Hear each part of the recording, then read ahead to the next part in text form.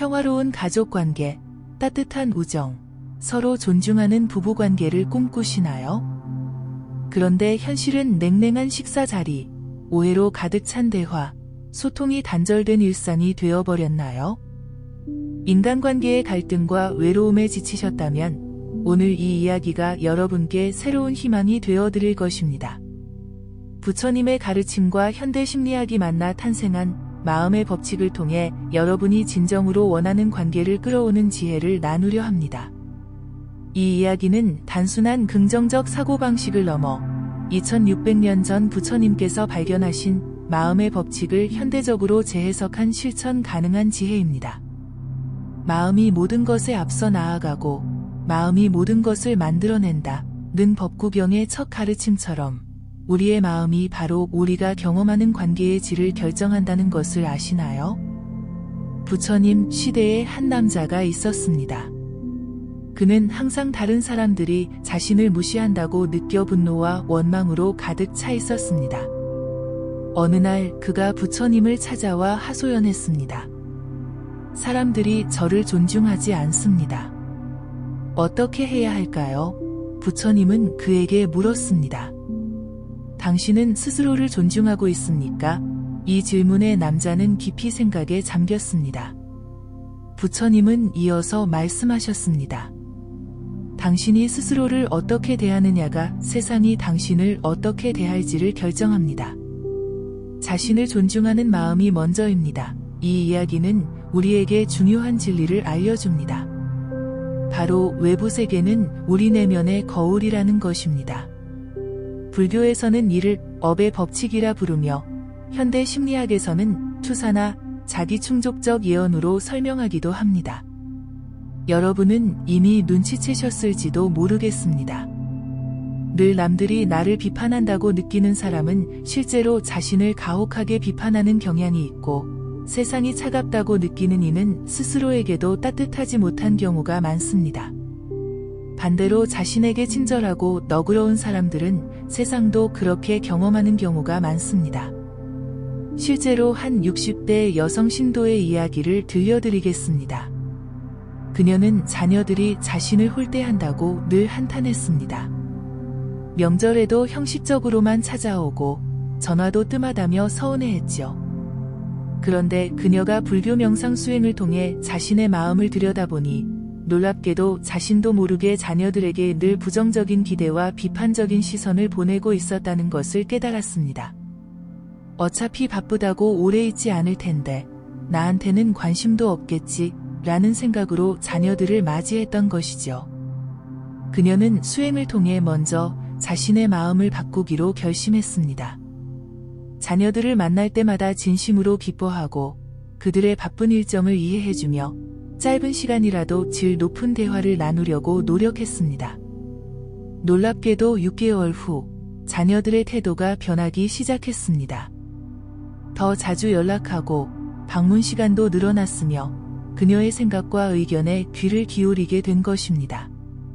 그녀가 자신의 내면을 바꾸자 외부 세계도 따라서 변화한 것입니다. 부처님께서는 증오는 증오로 소멸되지 않고 사랑으로서만 소멸된다.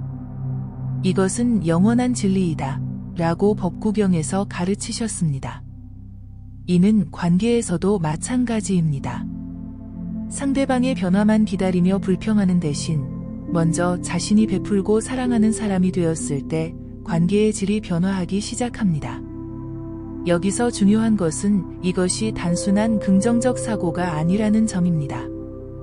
부처님의 가르침은 더 깊습니다. 그것은 우리의 내면이 외부 세계를 창조한다는 법칙을 이해하고 그에 따라 의식적으로 자신의 마음을 다스리는 것입니다. 그렇다면 구체적으로 어떻게 부처님의 가르침을 통해 우리가 원하는 관계를 끌어올 수 있을까요? 첫 번째 법칙은 마음 챙김입니다. 부처님께서는 모든 것은 마음에서 비롯되고 마음이 주인이며 마음에 의해 만들어진다 라고 법구경에서 가르치셨습니다. 관계에서 발생하는 대부분의 문제는 우리가 자신의 마음을 알아차리지 못할 때 시작됩니다. 예를 들어 배우자가 한 말에 갑자기 화가 났다면 잠시 멈추고 지금 내가 왜 이렇게 반응하는가를 알아차려 보세요.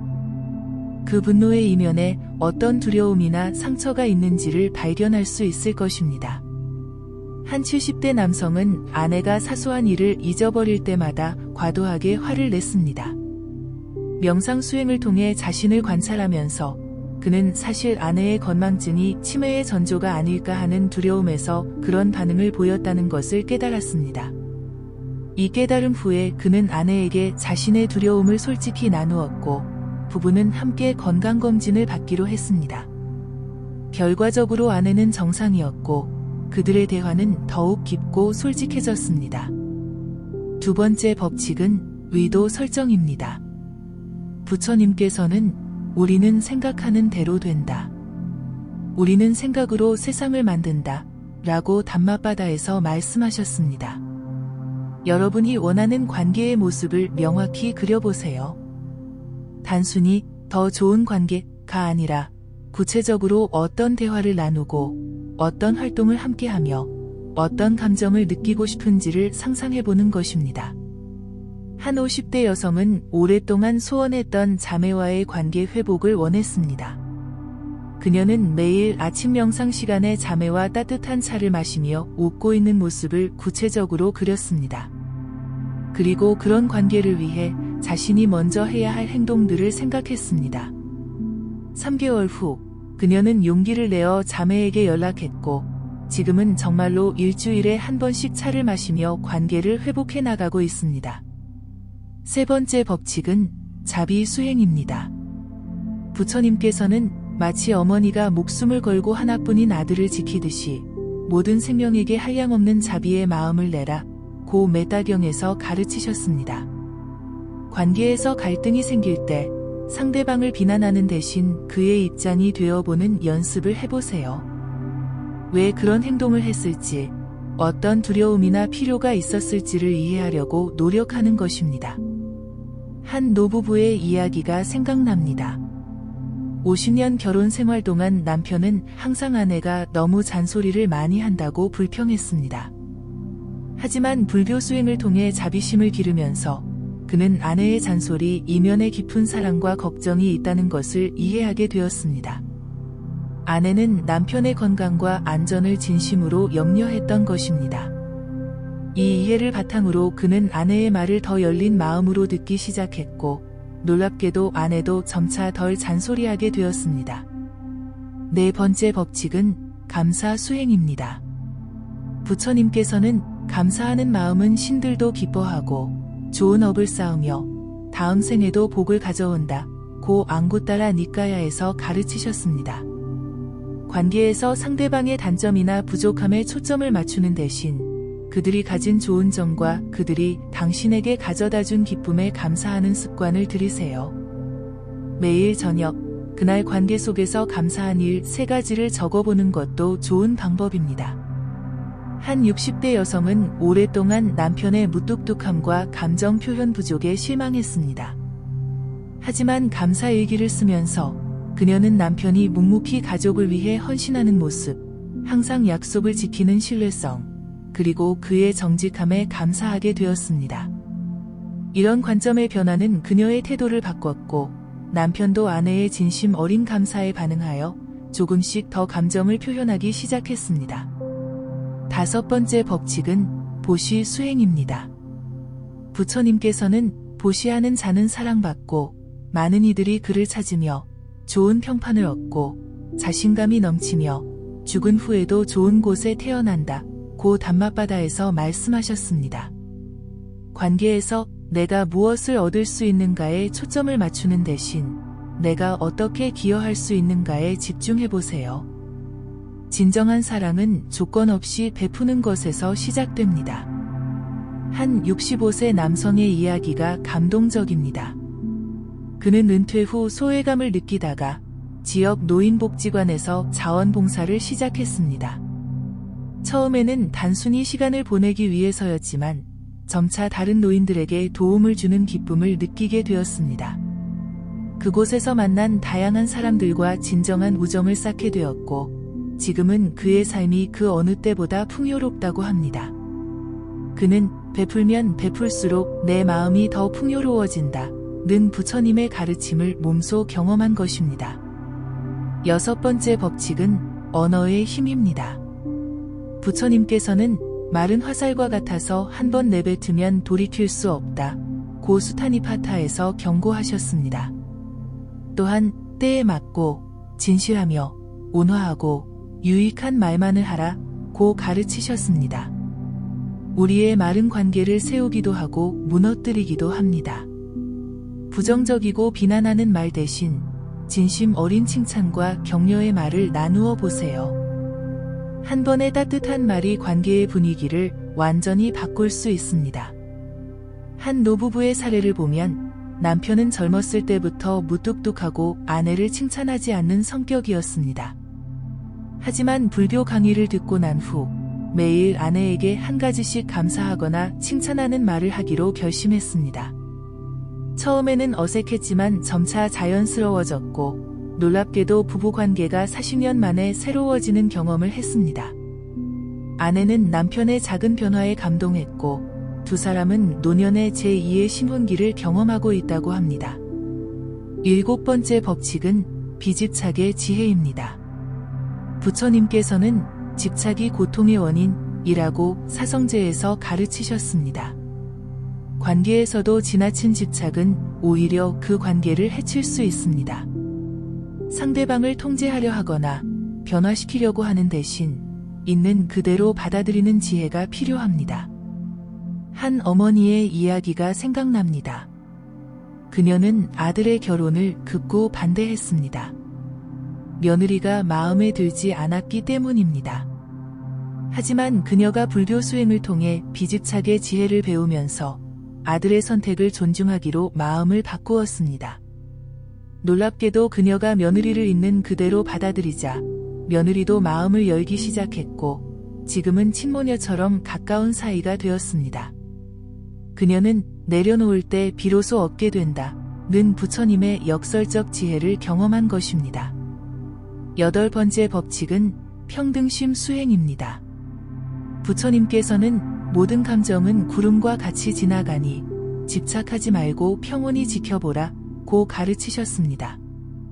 관계에서 감정적 롤러코스터를 타는 대신 모든 상황에서 평정심을 유지하는 연습을 해보세요. 화가 나도 슬퍼도 그 감정을 알아차리고 잠시 거리를 두어 보는 것입니다. 한 60대 남성은 아들과의 갈등으로 매번 감정적으로 폭발하곤 했습니다. 그러나 위바사나 명상을 배우면서 자신의 화가 일어날 때 그것을 즉각 표현하는 대신 잠시 알아차리고 호흡하는 연습을 했습니다. 그 결과 아들과의 대화에서 감정을 조절할 수 있게 되었고 차분히 자신의 의견을 전달할 수 있게 되었습니다. 아들도 아버지의 변화에 감동하여 더 열린 자세로 대화에 참여하게 되었고 부자 관계가 획기적으로 개선되었습니다. 아홉 번째 법칙은 무아의 이해입니다. 부처님께서는 모든 현상은 무아이다 라고 가르치셨습니다. 관계에서 자아와 에고를 내려놓을 때 진정한 소통이 가능해집니다. 자신의 견해가 항상 옳다고 고집하거나 자존심 때문에 사과하지 못하는 대신 겸손하게 상대의 시각을 받아들여 보세요.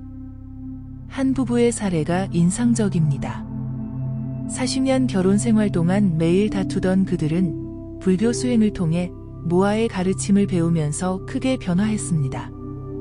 자신의 의견이 절대적이라고 고집하는 대신 이것은 단지 내 관점일 뿐이고 당신의 관점도 똑같이 가치 있다 라는 태도를 가지게 되었습니다.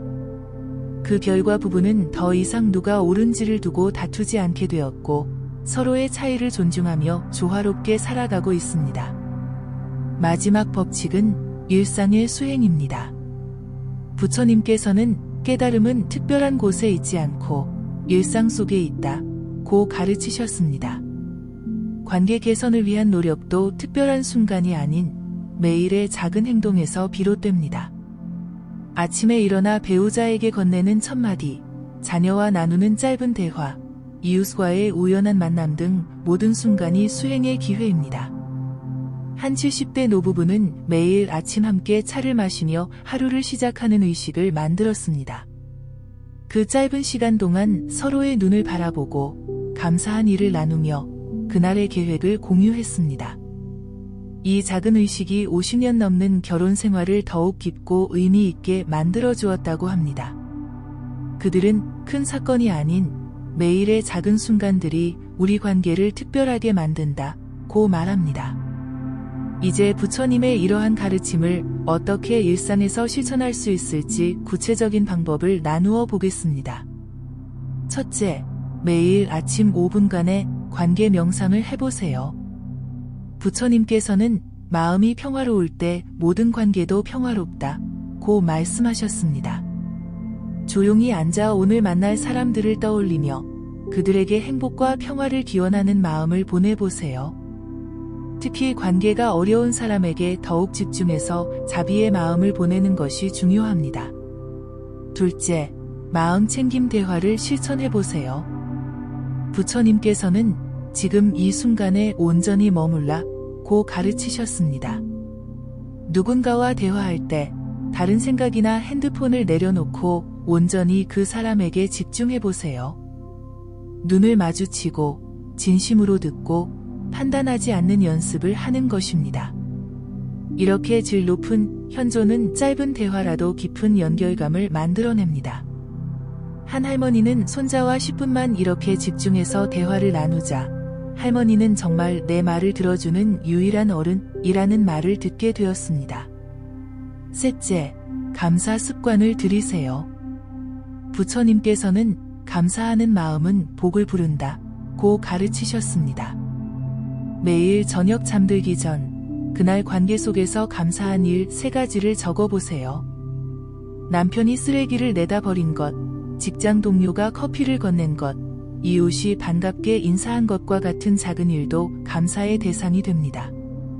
이 습관은 관계를 긍정적으로 바라보는 눈을 키워줍니다. 넷째, 일일일선을 실천해보세요. 부처님께서는 작은 선행이라도 꾸준히 하면 큰 공덕이 쌓인다고 말씀하셨습니다. 매일 최소한 한 사람에게 친절한 행동이나 말을 실천하는 것입니다. 오랫동안 연락하지 않은 친구에게 안부 전화를 하거나 이웃에게 직접 만든 음식을 나누거나 직장 동료에게 진심 어린 칭찬을 건네는 것과 같은 작은 행동이 모여 관계의 그물망을 튼튼하게 만듭니다. 다섯째, 용서의 수행을 해보세요. 부처님께서는 증오는 증오로 가라앉지 않고 오직 사랑으로만 가라앉는다고 가르치셨습니다. 과거의 상처나 분노를 내려놓기 위해 매일 저녁 짧게라도 용서의 명상을 해보세요. 나를 아프게 한 사람을 마음속으로 떠올리며 당신을 용서합니다. 나도 나 자신을 용서합니다. 라고 반복하는 것입니다. 처음에는 어색하고 진심이 담기지 않더라도 꾸준히 하다 보면 마음이 점차 가벼워지는 것을 경험하게 될 것입니다. 이러한 실천법들은 부처님께서 1000마디 말보다 한 번의 실천이 낫다고 가르치신 것처럼 실제 행동으로 옮겨볼 때 그 효과가 나타납니다. 대부분의 관계 문제는 하루아침에 해결되지 않습니다. 마치 부처님께서 대양도 한 방울씩 채워진다고 말씀하신 것처럼 작은 실천이 모여 큰 변화를 만들어냅니다. 부처님의 가르침을 통해 얻게 되는 가장 큰 통찰은 우리가 원하는 관계를 끌어오는 열쇠가 바로 우리 자신의 마음에 있다는 것입니다. 외부 환경이나 상대방을 변화시키려 노력하는 대신 자신의 마음을 변화시킬 때 진정한 관계의 변화가 시작됩니다.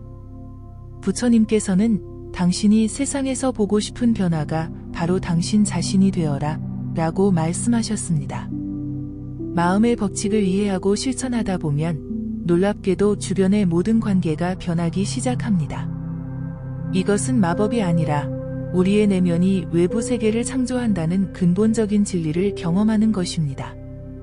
마치 거울 앞에서 웃으면 거울 속 이미지도 웃는 것처럼 우리가 사랑과 자비로 가득 차면 세상도 그렇게 반응하게 됩니다. 오늘부터 자신의 마음을 들여다보고 부처님의 지혜로운 가르침을 실천해 보시길 권합니다. 여러분의 삶에서 가장 소중한 관계들이 더욱 깊고 의미 있게 변화하는 기적을 경험하게 될 것입니다. 부처님께서 말씀하신 것처럼 마음을 다스리면 세상을 다스리는 것과 같다는 진리를 직접 체험하게 될 것입니다. 한 가지 명심해야 할 점은 이 모든 변화의 시작은 자기 자신에 대한 사랑과 자비에서 비롯된다는 것입니다. 부처님께서는 자신을 사랑하는 자만이 진정으로 타인을 사랑할 수 있다고 말씀하셨습니다. 스스로를 너무 가혹하게 대하거나 자신의 실수를 용납하지 않는다면 타인에게도 그런 태도를 보이기 쉽습니다. 매일 아침 거울을 보며 나는 충분히 가치 있고 사랑받을 자격이 있다고 자신에게 말해보세요. 이것이 바로 모든 건강한 관계의 출발점입니다. 70대 노인의 감동적인 이야기를 들려드리겠습니다.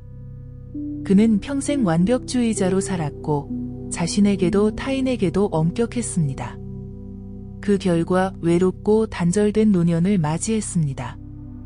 그러던 중 불교 수행을 시작했고 가장 먼저 배운 것이 자기 자비였습니다. 매일 자신의 몸과 마음의 사랑과 감사의 마음을 보내는 명상을 했습니다. 처음에는 어색했지만 6개월 후 그의 눈빛이 달라지기 시작했습니다. 더 부드럽고 수용적이고 따뜻해졌습니다. 놀랍게도 주변 사람들도 그에게 다가오기 시작했고 지금은 요양원에서 가장 인기 있는 어르신이 되었습니다. 그는 내가 나 자신을 사랑하기 시작하자 세상도 나를 사랑하기 시작했다고 말합니다. 우리가 흔히 저지르는 실수 중 하나는 타인을 통해 자신의 행복과 가치를 찾으려는 것입니다. 부처님께서는 진정한 행복은 외부가 아닌 내면에서 찾아야 한다고 가르치셨습니다. 배우자, 자녀, 친구가 나를 인정하고 사랑해줘야만 행복하다고 느낀다면 그것은 불안정한 행복입니다. 대신 자신 안에서 평화와 만족을 찾으면 그것이 관계에도 자연스럽게 반영됩니다. 혼자 있는 시간을 두려워하지 말고 그 시간을 통해 자신과 더 깊이 연결되는 법을 배워보세요. 명상, 자연 산책, 좋아하는 취미 활동 등을 통해 홀로 있어도 충만함을 느끼는 연습을 하는 것입니다. 이렇게 내면이 충만해지면 관계에 집착하거나 의존하는 대신 자유롭고 건강한 관계를 맺을 수 있게 됩니다. 부처님께서는 참된 사랑은 소유가 아니라 자유라고 말씀하셨습니다. 많은 관계의 문제는 상대방을 통제하거나 소유하려는 마음에서 비롯됩니다. 하지만 진정한 사랑은 상대방의 성장과 행복을 기뻐하며 그들에게 자유를 주는 것입니다. 자녀가 독립을 원할 때 붙잡지 않고 축복해주고 배우자가 자신만의 시간과 공간을 가질 때 의심하지 않고 지지해주는 것이 진정한 사랑입니다. 한 어머니는 딸이 해외 유학을 결정했을 때 처음에는 크게 반대했습니다. 나를 버리고 가는 것처럼 느껴졌기 때문입니다. 하지만 불교 가르침을 통해 그녀는 딸을 소유물이 아닌 독립된 존재로 바라보는 법을 배웠고 마침내 딸의 선택을 축복해줄 수 있었습니다. 놀랍게도 그 후 모녀 관계는 더욱 깊어졌고 딸은 엄마의 지지가 내게 큰 힘이 됐다고 말했습니다. 관계에서 또 하나 중요한 지혜는 연기의 이해입니다. 부처님께서는 모든 현상은 상호 연결되어 있다고 가르치셨습니다. 어떤 관계 문제도 한 사람만의 책임이 아니며 모든 상황은 복잡한 원인과 조건의 그물망 속에서 발생합니다. 따라서 누군가를 일방적으로 비난하는 대신 상황 전체를 이해하려는 지혜가 필요합니다. 한 부부는 20년간 서로를 탓하며 불행한 결혼 생활을 이어왔습니다. 그러다 함께 불교 수행을 시작하면서 연기의 가르침을 배웠고 자신들의 갈등이 어느 한쪽의 잘못이 아니라 두 사람의 상처, 가족 배경, 의사소통 패턴 등이 복잡하게 얽혀 만들어진 것임을 이해하게 되었습니다. 이러한 이해는 그들에게 커다란 해방감을 주었고 서로를 적이 아닌 동반자로 바라볼 수 있게 해주었습니다. 마지막으로 부처님께서는 모든 것은 변한다는 무상의 진리를 가르치셨습니다. 관계도 마찬가지입니다. 어떤 관계도 영원히 같은 상태로 머물지 않으며 시간에 따라 변화하고 성장합니다. 이러한 변화를 두려워하거나 저항하는 대신 자연스러운 흐름으로 받아들이는 지혜가 필요합니다. 젊은 부부였을 때의 관계와 노년의 관계는 다를 수밖에 없고, 어린 자녀와의 관계와 성인이 된 자녀와의 관계도 달라져야 합니다. 변화를 수용하고 각 단계에 맞는 새로운 관계의 형태를 찾아가는 유연함이 중요합니다. 한 70대 부부는 50년 결혼 생활 동안 여러 변화를 겪었습니다. 자녀 양육기, 중년의 위기, 은퇴 후의 적응 등 매 단계마다 그들은 서로에 대한 기대와 역할을 조정해야 했습니다. 불교의 무상 가르침을 통해 그들은 우리의 관계는 살아있는 유기체처럼 계속 변화한다는 것을 받아들였고, 그 덕분에 각 단계에서 새로운 기쁨과 의미를 발견할 수 있었습니다. 이처럼 부처님의 지혜는 2600년이 지난 지금도 우리의 관계에 깊은 통찰을 제공합니다.